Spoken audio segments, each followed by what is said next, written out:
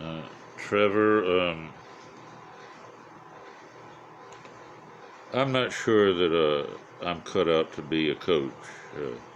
Halftime at the Super Bowl, impeached by the thoroughgoing TV entertainment that seems to beg people to compare what they're paying for, on the one hand, on the gridiron, and on the other hand, about the gridiron.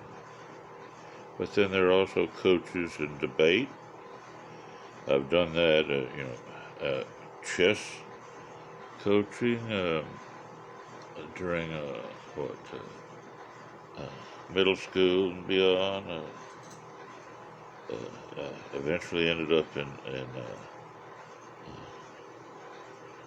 Iceland before a tragedy happened in terms of an overdue burial. A man who became combative, I think largely because of how things combine. The truly analytical mind can be ruined. Here I have in mind Bobby Fischer, for example. You may recall that he was a phenomenal chess player. Back before enough memory could be bought for almost any programmer to enlist in order to swallow up literally every possible move on a chessboard. That was not possible, literally not physically possible. That is to say, you could have all the money in the world, and you could not quite build a machine that would operate itself the way they are common today. That is to say, now, any number of people could program a fairly large machine. I mean, we don't need that much space ordinarily, but a fairly large machine can be told to memorize every possibility in chess. And then, of course, it becomes absurd to play memory games with a machine. That has to do with what a chess player does. He remembers possibilities. He can recall possibilities. Now, some would say, wait a minute, you don't recall something that appears to you as incident to a recent move on a chessboard. That's true. If a certain array is in front of you, you don't literally recall each of the plays that have never taken place in your experience. But that distinction is only one of several that gets lost when people are hard-pressed, for example. For example, if you take a chess player and remove a chess player to too much stress, more than what seems to be the stressfulness of playing championship chess. Most of us would wonder, how can you even survive something like that? Well, they do, because that's what they can do. Like what? You've seen people do all kinds of things because it's what they do. But what happened in Bobby Fischer's case was that mind, which was able to remember bits and pieces, to make a shortcut through possibilities based on known histories, sometimes to venture where there is no memory but of the rule. All of that is an ability that is called upon, whether driving a car or having a conversation or one thing or another. And well, he got in over his head many times, and more chronically, so that eventually what was chronic was also very extreme. Um, and so he's buried in Iceland after pretty much losing it, Now, I have on my wall, as you might know, a painting by Monet, I think, or who was Bunch, I've forgotten. Well, I have somebody's painting of Nietzsche. And of course, Nietzsche was a very intense fellow. And he's famous for being able to think through lots of ideas. And um,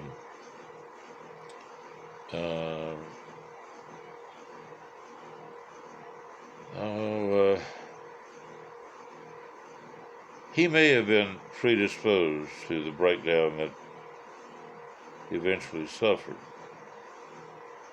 But until he did suffer his breakdown, he had a very sharp mind. I think of it as having been obsessive and having a kind of narrow view of reality. But in his day, people had less alternative ways and means for, you might say, fulfillment or even catharsis. Nowadays, or not too long ago, a mind that would obsess over one thing or another might instead turn to the myriad of difficulties of getting to the moon and back. So that, you had a generation of many, many experts who were able to focus their attention on something less metaphysical. This meant that if they did really contribute to sending a man to the moon and bringing him back, that would in itself acquit them of being what? As silly as Kant or Nietzsche or any number, whose ideas were the product of, they had a lot of time on their hands, most of them. Kant, for example, Immanuel Kant, worked long and hard. Spinoza worked long and hard. Many have worked long and hard to perfect some text that others have found extremely interesting. One that I particularly enjoy, I must say, is, what's her name, who wrote Atlas Shrugged, him, I think. I forget names, just almost, I think of it and I don't even say it before I forget it, but what's her name? Atlas Shrugged, who am I thinking of? I'm sure you know. Anyway, she became head of a cult, a feminist head of the cult, and let me tell you, that gentle lady was not your ordinary feminist by any measure. She is not one who would have knocked my teeth out, as some others have, maybe for a similar cause. She was as nice as, for example, Julia Child, who was someone very, very much like her, in many ways. There are many who seem somehow very belligerent, who feel that they have some grievances that are more formidable than most, and she was not one of those. The worst thing that happened to her was that, like with many with a tight, I'll tell you who she compares to. You remember Stephen Hawking. Stephen Hawking ran a very tight ship, toward the end especially. But really for about half his life, he carried on like nobody's business, like you might hear about quantum physics and the Willows Project, that some people are invested in. Um, uh, what's her name? It's terrible. See, I hardly make recordings because of the absent-mindedness. Now, the word is accurate. Absent-mindedness has to do with, its evident ineffectiveness on occasion. If I were under less stress, I would not forget certain things as strangely as I do. But anyway, many people don't know that what's her name was something completely beguiling, someone completely beguiling, and not just another font of ego or something. But she, like Stephen Hawking, like any number of leaders, Terrence, who's doing his math out there on the West Coast, so many people know how to structure their activities to maintain an environment that is worthy of the importance given their main efforts and certain other efforts also. And there are those who are able to do that and those who are not. But I would not be a coach. I would not be someone, there's a saying, if you can't do something, then you can teach, preach, or bury. That, I think, applies to a lot of people, a lot of endeavors, a lot of priorities. On the other hand, coaching is an honorable thing to do if you know what you're doing and for whom the coaching is intended. And I'm so glad that I stumbled on something about your Euro-divergent stuff. And you know what caught my eye? I guess it was as if you were turning gray or something. That shocked me, because I remember some time ago that was not the impression I got. But anyway, I thought, what has happened? But anyway, I remember you came on about, like, what's his name? Alex Davies, right away telling me what I ought to do. Why? Because of somebody's perception that they prefer about anybody or even about me. Now, I don't have an answer to that. I don't have the ability to coach people that I think is involved with all of that. But mentoring is, I think, slightly different. I think it has to do with setting an example, and I think that's exactly what you did when you were talking about one thing or another. I'm about to lose a good friend. I don't want to speak out of turn or something, but he's now well past 100 years old, living in Brazil. And we used to go round and round, needling one another. He was, I guess, maybe, middle-aged, and I was, you might think a toddler. Before we found out, we tried.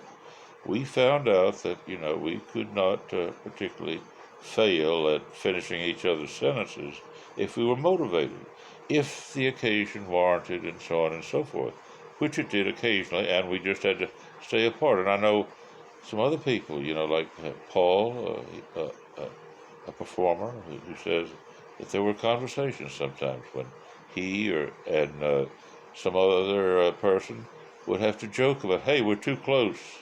We're too close. We're going to have a meltdown. One of us has got to move from the continent and time zone at issue to some other. Is it going to be yours truly or yourself? And they knew that about each other. That is to say, I don't know what I could possibly do if I was in Brazil with one of my favorite people, because then we couldn't easily share a cup of Cuban espresso ground coffee. On the other hand, in the world of politics, there are many people who have to keep up a certain uh, uh, image. For example, as I'm here, I'm watching someone very accomplished. He happened to be head of a very successful economy. Hungary was not known to be quite the leader it is today, and part of it is because he's leading the government there. That's why. I needn't tell him what time it is. He tells me what's going on like anybody else, but we don't have to, we're not in the jet set, although, part of his job is to be able to say, well, I was over here the other day, and now I'm here, and I'll be there tomorrow, and it just impresses the hell out of certain people who need no further information. They don't care why you're jet set. They don't care whether you're in London or San Diego one week or the next, but the fact that you've been to both places and now you're in Philadelphia or something like that, that's all that matters for whom they can say that. I wouldn't want to number you among those, and I wouldn't want you to give up your email address for easy abuse. On the other hand, what a hoot. There's another Alex who's published practically, his tailor's information in case you want to send him a sharkskin suit. And he lives in London.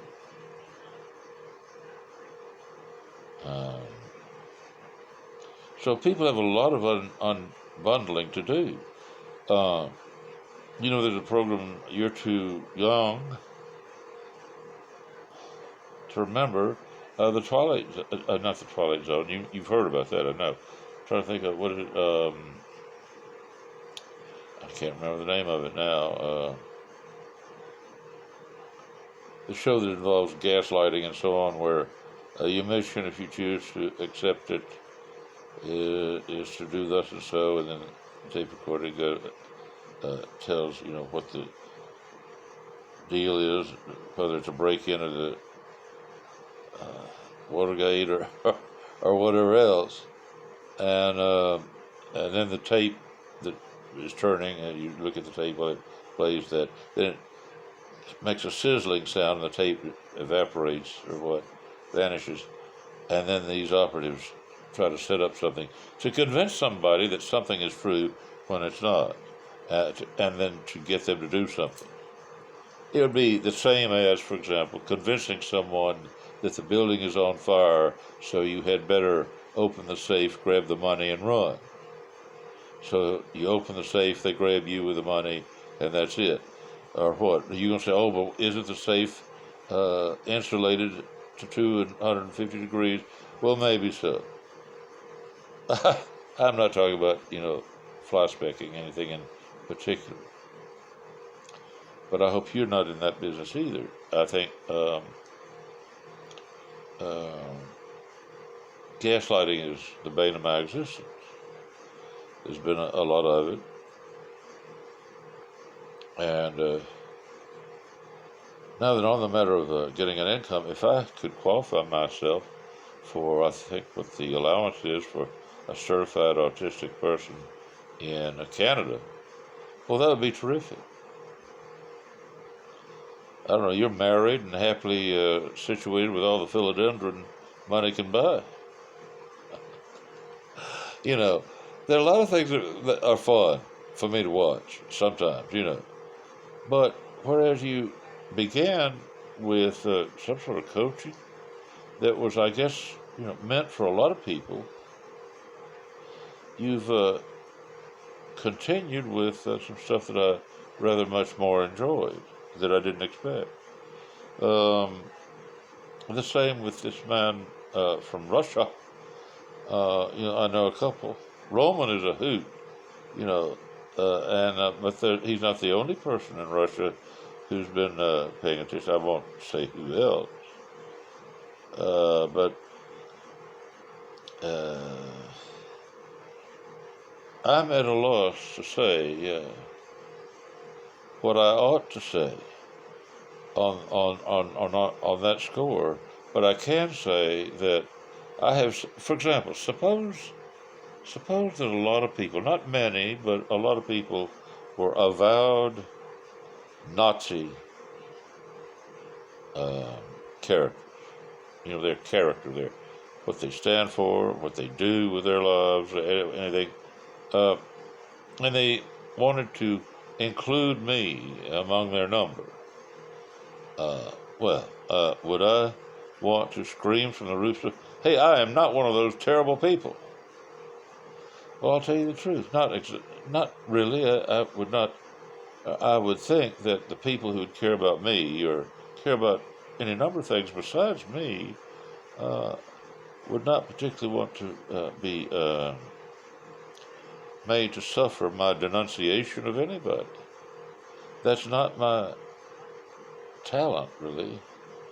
Now, politicians make a talent out of that, so do religious people. Divisions are what they're about. They're not about unity. They're about divisions, and they want to be on top. But so I wouldn't denounce Nazism. I just wouldn't support Nazism, if you get my drift. But then there's some people say, "Well, I'm a Republican. Come on in. The water's fine." Well, not really. I'm really not inclined to think that. Not even the Democrats. Now, I will say things like, well, the Democratic Party at a national level in the United States simply does no longer exist. Maybe there'll be regrowth or something. I don't know. I'm not worried about it. I'll be gone by then. I think that is self-evident. I'll be gone by then. And I'm not concerned, about that, because nature will take its course. Something will come along, whether they call it one thing or another. Right now, for example, it doesn't matter about Republicans because the Proud Boys run Alabama. Now, maybe they've already changed their name. I know who they are. And I'm stuck right here in Alabama. But I also know I've been around, see. I've been stuck everywhere else just as firmly until something blows over or whatever. But now it's too late for that. At 79, in just a few months I'll be 80. And so that's a long way from my friend in Brazil, over 100. But it's long enough so that I can estimate that, people who promise things have admitted that they can no longer really even hypothesize what some people said they wanted, but will only do so, in a cocktail lounge when they're getting ready to partake in one thing or another. I'm not a party to that. Never will be. I've been around, but not enough to want to do much all over again. I can tell you, I noticed you have a wedding band. I can tell you, I advocate marriage. I think it's good for everybody. If marriage is good for anybody. If marriage is something exceptional, then I'm not in favor of it. I think marriage is something cultural that has to apply to many rather than a few. But that's just a private opinion. I also, by the way, I should say, I think that in terms of legitimacy, the idea that a life is illegitimate without marriage, or illegitimate without children, is something that is creeping like kudzu through the minds of too many who do not include those who know exactly the damage that Henry VIII did when he destroyed monasteries and convents and so on. There used to be an alternative to having a family, and it involved basically, baking bread all day and whatever, rather than changing diapers. But there's a difference between coaching people and, for example, proposing, as I just have, that people study a little bit of history so that they can make that subtle distinction between Bobby Fischer, whose meticulous ability to think did not extend to his ability to think through the politics worldwide that came to his attention. What a mess compared to a chessboard.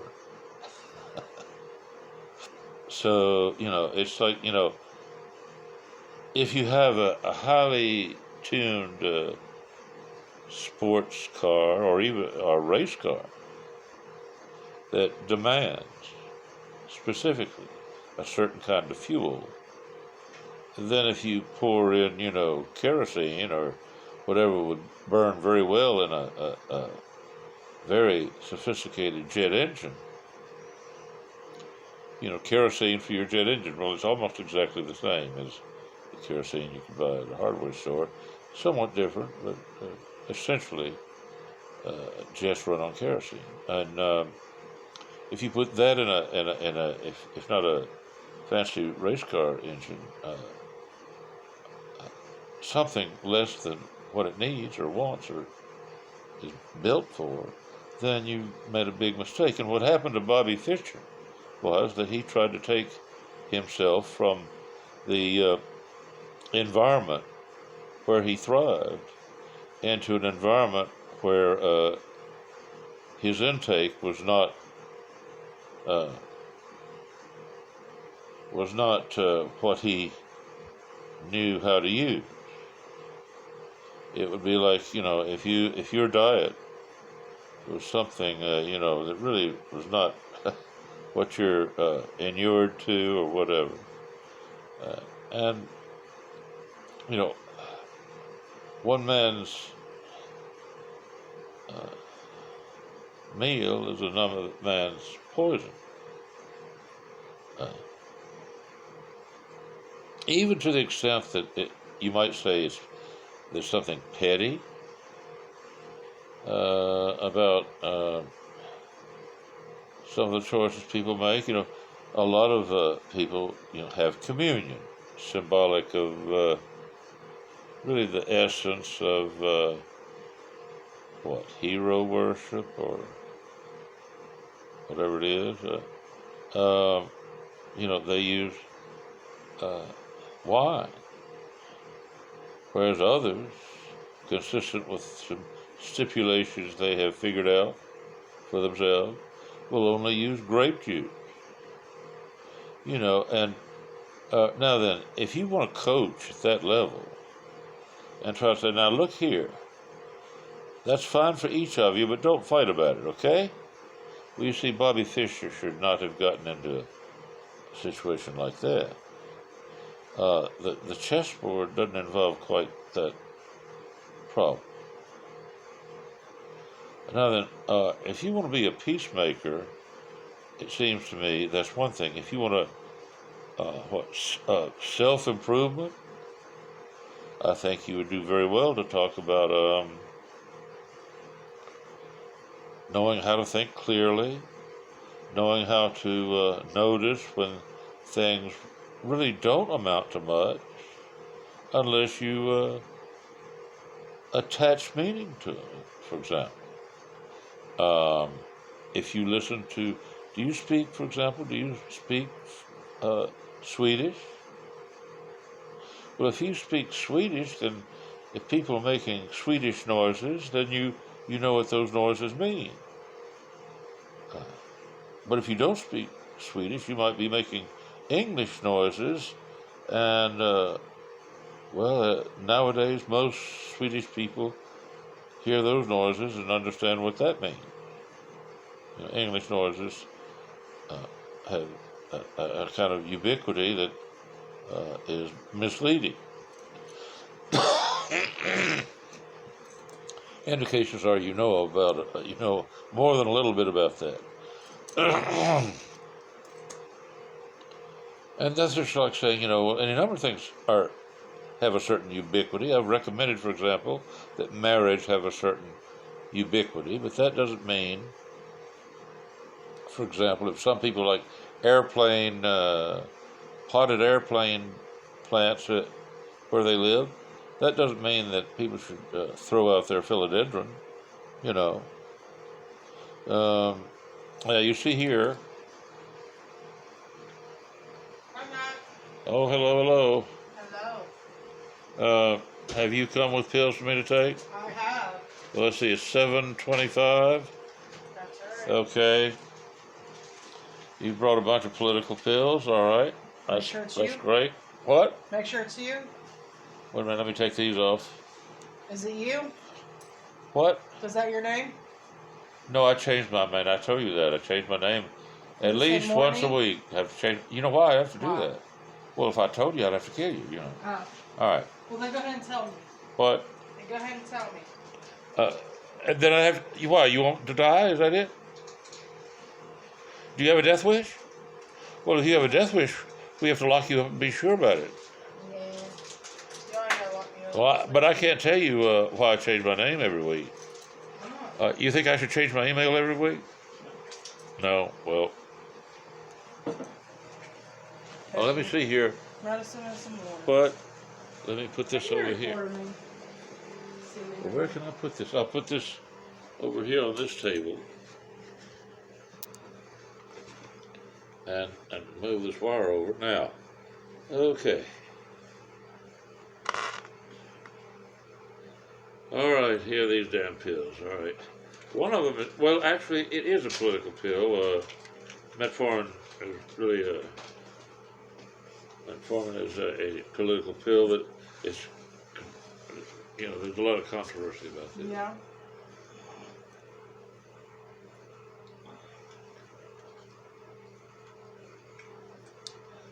So then, you want me to tell you anyway? Sure. Why I don't change? Why I do change my email? Change my name weekly. Yeah. If you want to. Well,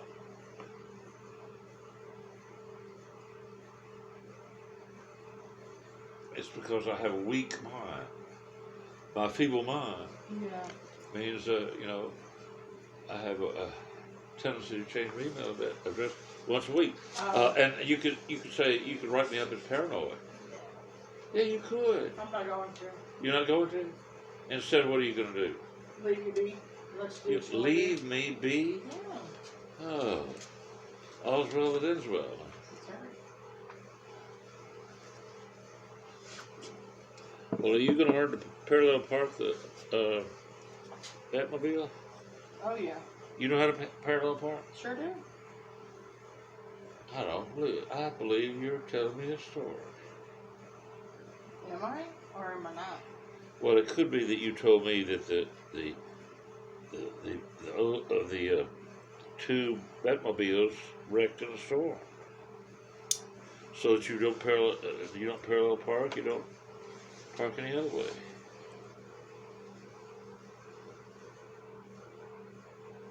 And then have I wasted all your time? No. Just part of it? No. None of it? No. Well, now. 166. 166. Yes. You know why? Why? Because I ate 2 hot dogs. That's better. At about 4 a.m., I ate 2 hot dogs,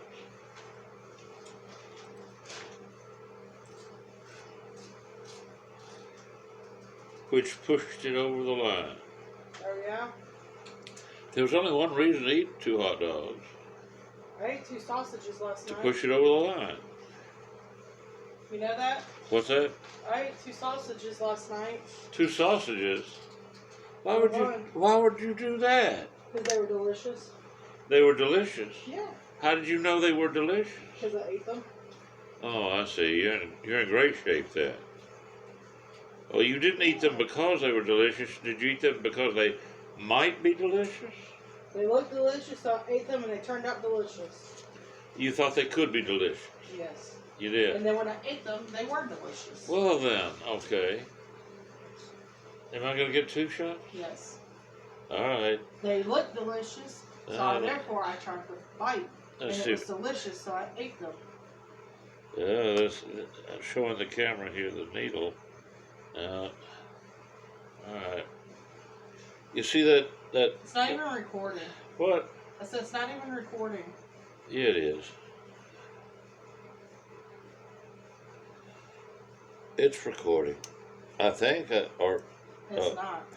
Is the timer off? Frozen on. No. Is the timer off? It's Look not at the going. timer. Is the timer moving? Yeah, the timer's moving. I guess it is. You guess it is. Yeah. That's a pretty good guess, isn't it? Yeah. Why do you think the timer's changing? It just didn't look like it was going because your face is right there in the corner and it's stuck. My face is in the corner. Look. You know, my face has been in the corner all my life. Oh, goodness. Well, be good, and it won't be. What? I said, then behave, and it won't be. Have you ever heard that ancient saying? Uh-uh. My face has been in the corner all my life. There's a song like that. I'll write it someday when I get in the studio again. Okay. It'll be, my face has been in the corner all my life. Oh, And then without an explanation, it'll be up to all the interpretations, you know. People interpret, what in the hell, you know. Now look, here comes breakfast. All right, buddy, I'll see you. Did you want, You're on the way out? did you want, he don't eat eggs, do you? She's on the way out. He will. That should be fine. Now what she did for me, which is more important, breakfast or insulin? Insulin Both. and No. breakfast. Breakfast, yeah, that's right. Not Or your both. insulin, because the patient. However, Yeah. by the end of the Did you want day, eggs? yes, You by like the end of the eggs? day, I'd be hurting, wouldn't I, if I didn't get the insulin. Yeah. But do you like eggs? Yeah, I like eggs. Well, not every egg. I'll go get you some eggs. Oh, you gonna go get one or 2? I'm gonna Two. get you 2 eggs. That's terrific, you know. But you're not gonna cook them in kerosene or something like that. Alcohol. Alcohol? Oh no, you're not gonna do that. You're not gonna put them in I'll alcohol. bring your plate. All right, well, I appreciate that. All right, Okay. thank you. Mhm. I didn't know you could eat eggs. Okay, this says 38 minutes and 39 seconds, and I need a haircut. I've got a battery-powered lawnmower. I mean, what do you call it? Not a razor. What? See, there I go again. With my face. I was about to show you, this is what I was about to show you. See there? That is from Hobby Lobby. It is a plastic plant.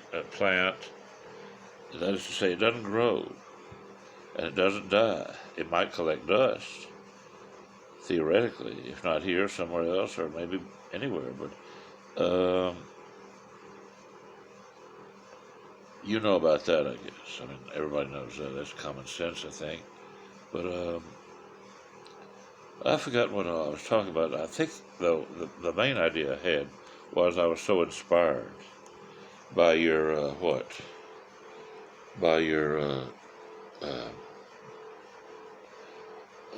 willingness to coach That seems to be the calling. Um, People think about coaching when they don't want to think about something like education or inspiration or something. Just coach. Um,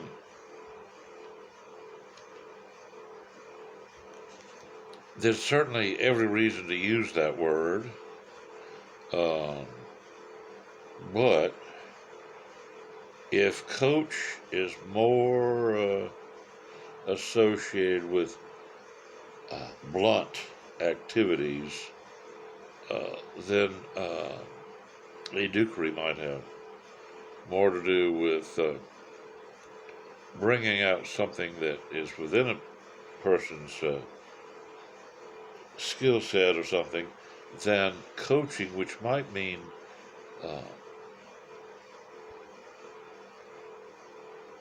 in a simpler way uh,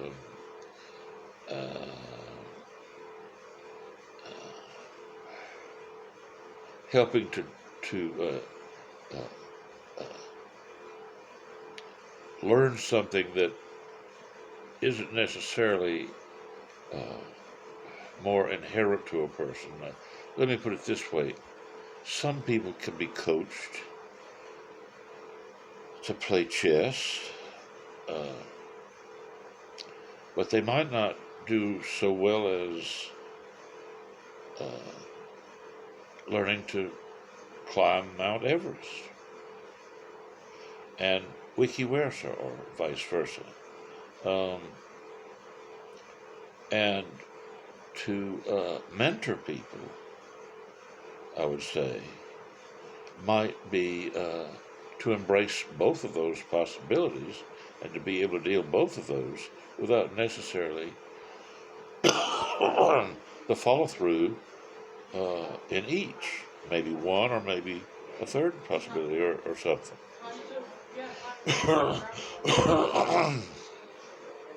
Well, here comes my 2 scrambled eggs, I guess. Did you bring 2 scrambled eggs? You did. You did. And you came back. Now then, how would you like to see? Introduce yourself. I'm his pain in the neck. Well, now that is quite a responsibility. She's excelled in her work, whatever it might be, from time to time. I think she's versatile too. Is that right? I guess so. What's that mean? She says she's versatile, but she doesn't know what that means. I think what it is double entendre, because, for example, she could be a petty thief, or she could be a piano player, or both. So that could be anything. She could be anything. Anything I could do, you could do better, right? No.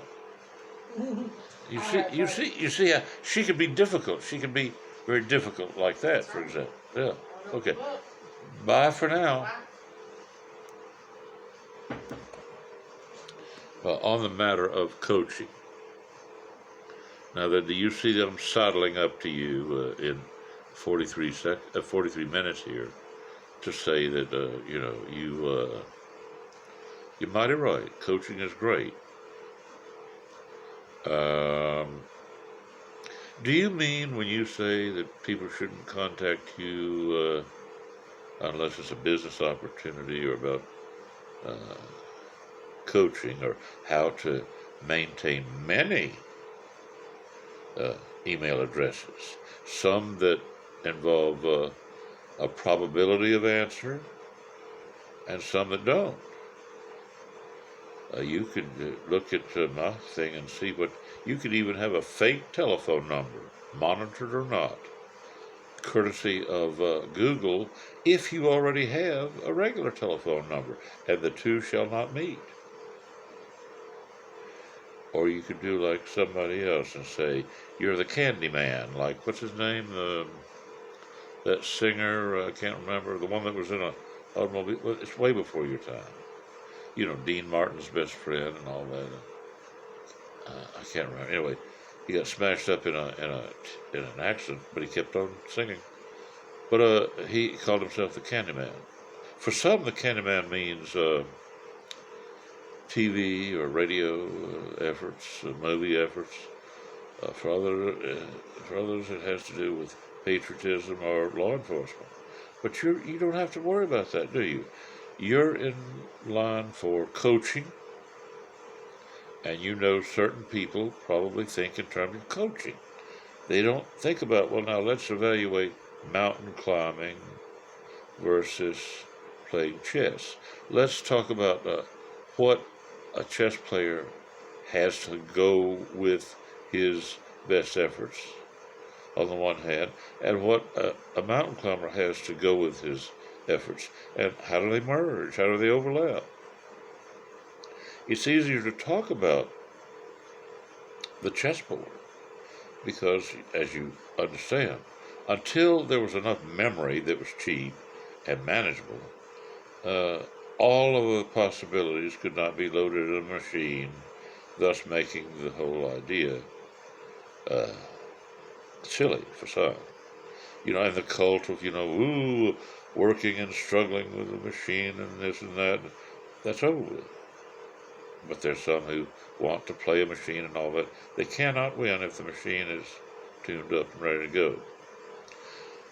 Now then, on the matter of mountain climbing, for example, you can climb K2 or Everest with or without oxygen. Or you could play chess with a machine, or talk with a robot from out of the far reaches of the internet. But that's not talking about that is not exactly the same as coaching only one or the other, or this or that, or for that matter, talking about it, and so on. So you see where I'm coming from. Now then, my particular concern, though, has to do with how people deal with each other, having benefited from whatever coaching they might find expedient. And I would find it expedient if people learn how to use the internet. You're a stalwart user of the internet, and therefore I'm glad, because you have a message, I think, that has overcome earlier impressions of your work that I might talk about. I don't see reason to. As you know, I didn't. Instead, I'm asking you to think about the business as Google has.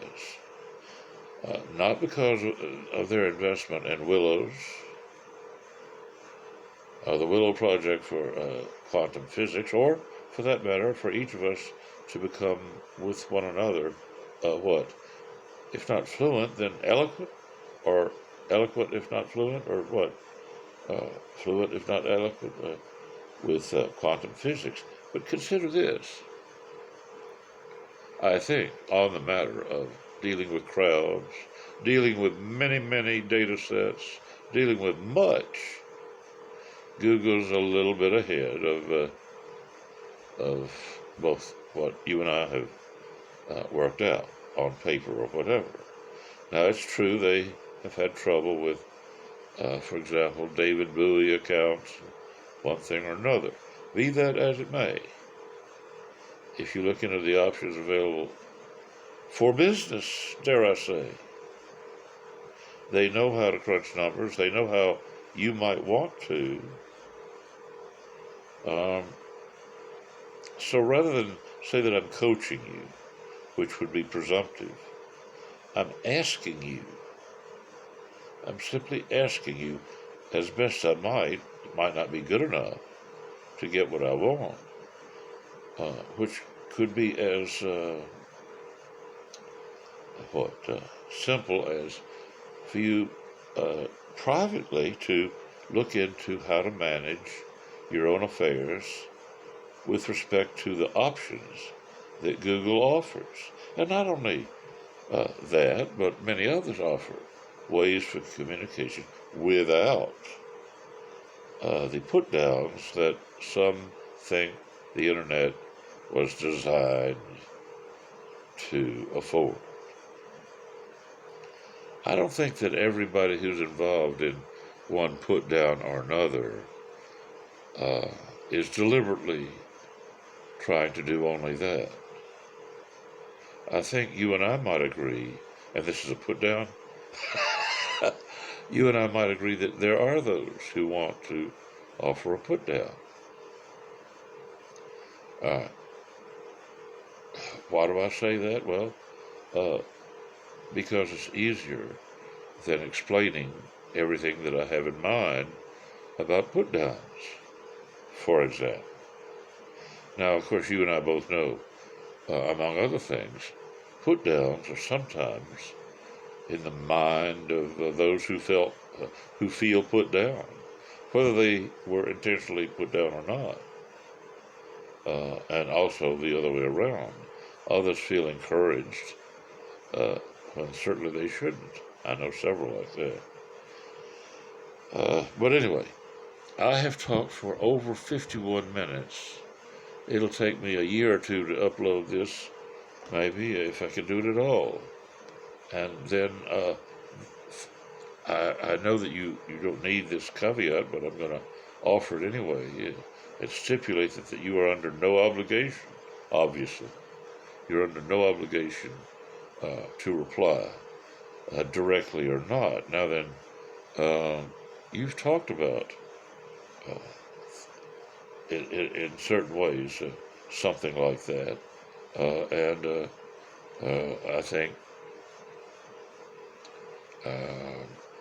I don't have to elaborate, but you know that there are many things that become less and less feasible if they are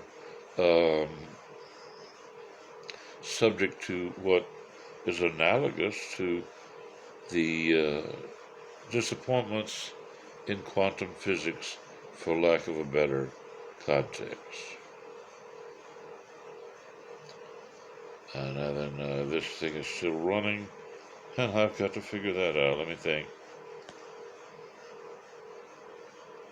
It is still running. What, have I not done this correctly?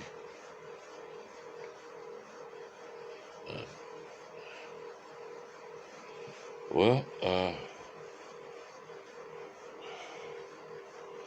this is a new tablet, and it has different displays on it. Let's see.